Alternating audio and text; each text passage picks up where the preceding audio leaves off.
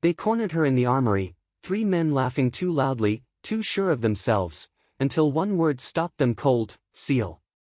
Her name was Commander Rachel Hayes, and long before that moment she had already lived a dozen lives in the uniform of her country.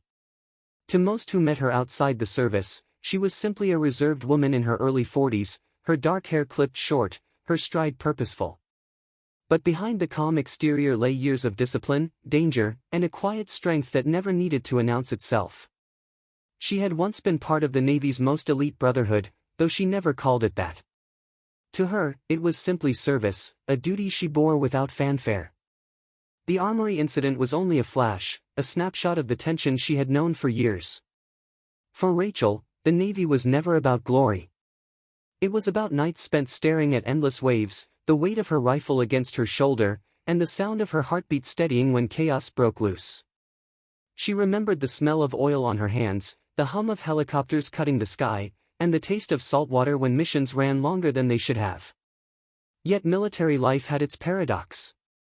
In the field, she was untouchable, respected, relied upon, tested again and again. But outside the wire, when the gear was shed and the uniform folded, she sometimes found herself a target in another way, underestimated, dismissed, or challenged by those who thought strength was only written in muscle or rank.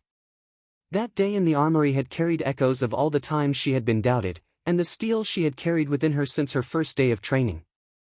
She often recalled her beginnings in Norfolk, Virginia, where the Navy had first shaped her into someone she barely recognized in the mirror. The drills had been merciless, the ocean unforgiving, and the men beside her skeptical at best, hostile at worst. "You'll break," they had told her, in words or in glances. But she hadn't. She had endured the freezing surf, the bone-deep exhaustion, the merciless rhythm of commands shouted at dawn. Every cut on her hands, every tremor in her legs, every sleepless night became another quiet promise: I will not be moved. Years later, standing in that armory, the echoes of those trials were alive within her. She didn't raise her voice or posture with aggression.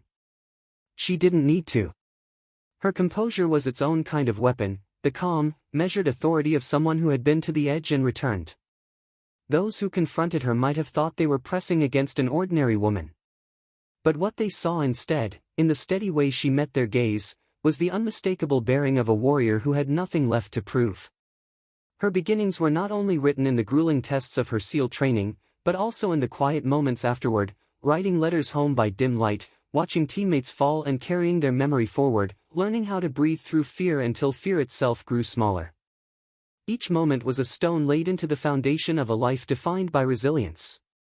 Rachel's story did not begin or end with confrontation.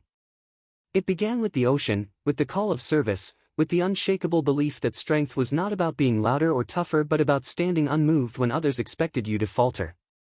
And that truth, forged in the Navy, would follow her into every chapter of her life beyond. The struggle did not announce itself with a battle cry.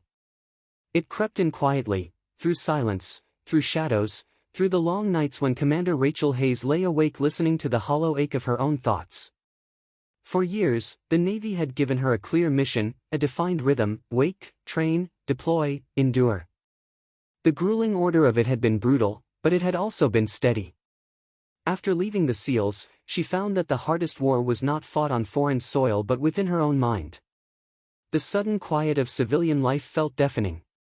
No one barked orders, no helicopters roared overhead, no salt spray stung her eyes. Instead, there was only the hum of a refrigerator, the ticking of a clock, and the haunting weight of memory pressing into her chest. Her struggle was not just about absence, it was about presence. The presence of ghosts. Teammates she had lost on missions returned to her in dreams, their laughter, their voices, the way they had looked in the seconds before everything changed. She carried their names like stones in her heart, unable to set them down. Some mornings, her hands trembled when she laced her boots, as if her body itself was remembering the heaviness of gear she no longer wore. And then there was the weight of doubt. Even after proving herself in the harshest of crucibles, Rachel often found herself questioned in rooms where uniforms were gone, where medals no longer mattered. Employers eyed her resume with suspicion, unable to reconcile Navy SEAL with the calm woman sitting before them. Strangers looked at her with curiosity, some with disbelief. "You?" Really? They asked. She never raised her voice in reply, but inside, the words cut deeper than they knew. The Armory incident, when she had been cornered, was not the first time she had faced hostility. It was merely the most visible. Long before that moment, she had endured sneers, dismissive glances, and challenges to her right to stand shoulder to shoulder with men in the most elite teams. Every time, she bore it with the same composure she had mastered during training. But composure did not mean the absence of pain. It meant swallowing it, carrying it, and learning to breathe through it. Her nights became battlegrounds of their own. The sharp clang of a locker door in a gym could send her heart racing. The sudden slam of a car door could make her flinch. She often found herself gripping the edge of a table, grounding herself in the present, whispering reminders that she was no longer in the field. Yet, in those fragile moments, a quiet resilience grew. She discovered that strength was not always found in charging forward, it was sometimes found in staying still, in allowing herself to feel the breaking and not be ashamed of it. Rachel's struggle was as much about identity as it was about memory. Who was she, stripped of the uniform, without the mission? For years, she had been defined by a role few women had ever stepped into. Now, she had to find a way to live not only as a veteran but as a woman who had survived extraordinary trials, and still bore the scars, seen and unseen. And though she did not yet know it, this season of struggle would prepare her for the turning point to come, when survival would no longer be enough. She would learn to live, to heal, and to share her story so that others might find strength in their own battles. The turning point did not arrive with fanfare. It began on an ordinary morning, when Rachel Hayes laced her boots with hands that no longer trembled and stepped outside into the crisp air. The sky was pale with dawn, and for the first time in months, she noticed its beauty instead of its emptiness. Her struggle had taught her endurance, but now endurance was no longer enough. She needed something greater, a reason to rise beyond survival. That reason appeared quietly, in the form of a community center where veterans gathered. At first, Rachel avoided it. The idea of walking into a room filled with others who might question her service felt unbearable. But one evening, when the weight of silence in her apartment pressed too heavily, she went. The room was modest, folding chairs, worn flags, a faint scent of coffee that had been brewed too long. A circle of veterans sat waiting. Their faces were lined with fatigue, their eyes carrying burdens she recognized instantly. No one asked her to prove herself, no one doubted her presence. Instead, someone simply passed her a cup of coffee and said, "Glad you're here." It was not much, but it was enough to crack open a space in her heart. Week after week, she returned. Slowly, Rachel began to share. At first, just fragments, memories of training, of nights on the ocean, of teammates lost.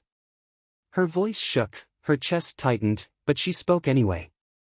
And in speaking, something remarkable happened, others nodded, eyes brimming with understanding. They had their own ghosts, their own scars, their own heavy silences. She was not alone. It was in that circle that Rachel discovered a truth she had resisted for years, that vulnerability was not weakness. She had spent her life proving strength through silence, composure, control. But now she realized that true strength came in allowing others to see the fractures, in admitting that even Navy SEALs bled and broke. One evening, after sharing a story of a fallen teammate, Rachel paused. She expected the room to sink into pity, but instead, one younger veteran whispered, "Hearing you say that, it makes me feel like I can keep going." The word struck her deeper than any medal or commendation ever had. For the first time, Rachel saw her struggle transformed, not into shame, but into a gift. Her survival was not just her own, it was a lantern for others lost in the dark. From then on, her days shifted. She began volunteering at the center, mentoring younger veterans who carried the same doubts she once had. When their hands trembled, she guided them to steady breath. When they flinched at sudden noises, she told them, gently, "I know." And when they questioned whether they belonged, she reminded them of the lesson she had lived: your strength is not measured by who doubts you, but by how you endure, and how you rise. Rachel's turning point was not about reclaiming the past. It was about rewriting the present. She had once been defined by missions, ranks, and silence. Now, she was defined by connection, healing, and the quiet courage to stand with others.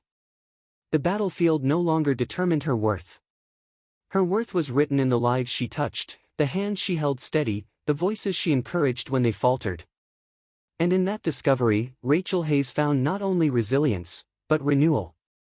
Rachel Hayes often said the hardest battles were not the ones fought overseas, but the ones that unfolded quietly, years later, in the spaces where no one was watching. With time, though, she began to see those battles not only as wounds but also as doorways, openings into deeper strength, humility, and hope. She lived now with a rhythm far gentler than the one the Navy had once demanded. Her mornings began with the sound of birdsong instead of shouted commands, the steam of fresh coffee instead of the sting of salt water.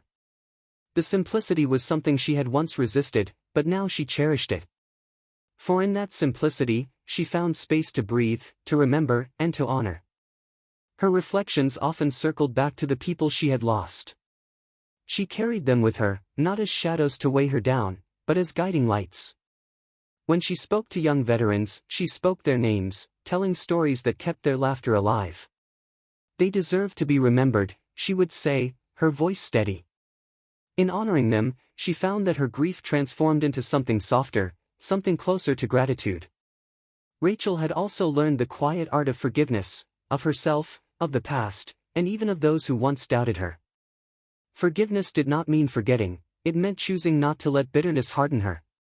She had seen what bitterness could do, how it closed people off and chained them to old wounds. She refused to live that way. Instead, she let her scars tell a different story, not of defeat, but of survival and grace. At the Veterans Center, she became a constant presence. New faces came and went, some guarded, some broken, some searching. Rachel met them all with the same steady calm. She listened more than she spoke. When she did speak, her words carried the weight of lived truth. You are not alone. You have already proven your strength by surviving this far. The rest, we'll walk through it together. There were still days when the echoes of her past returned. A sudden noise could bring her back to the tension of deployment, a memory could strike without warning. But she no longer faced those moments in isolation. She had built a circle around her, a family born not of blood but of shared resilience. Together, they stood as proof that healing was possible, not perfect, not easy, but possible. Looking back, Rachel often reflected on the arc of her journey, the skepticism she faced, the battles she endured, the doubts she carried, and the turning point when she realized her story could light the way for others.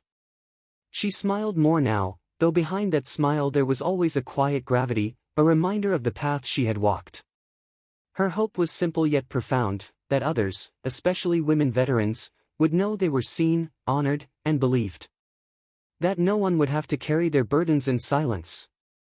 That courage was not about never breaking, but about standing back up each time they did.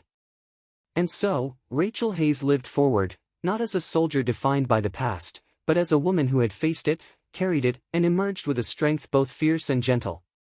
Her story was not only her own. It was a testament for all who struggle in silence, a reminder that even in the heaviest battles, healing can find its way in, like light through a fractured window.